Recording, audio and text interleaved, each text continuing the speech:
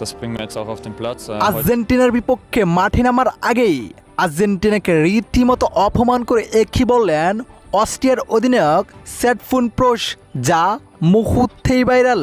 প্রিয় দর্শক, আর মাত্র কয়েক ঘন্টার অপেক্ষা, তারপরেই মাঠে নামছে বিশ্ব চ্যাম্পিয়ন আর্জেন্টিনা ও অস্ট্রিয়া। যেই ম্যাচটি জিততে পারলে দ্বিতীয় রান নিশ্চিত করতে পারবে আর্জেন্টিনা কিংবা অস্ট্রিয়া।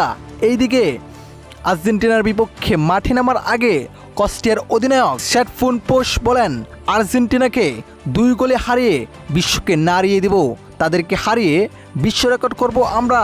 তাদেরকে হারানো আমাদের স্বপ্ন, সেই স্বপ্নটা আমরা বাস্তবায়ন করব।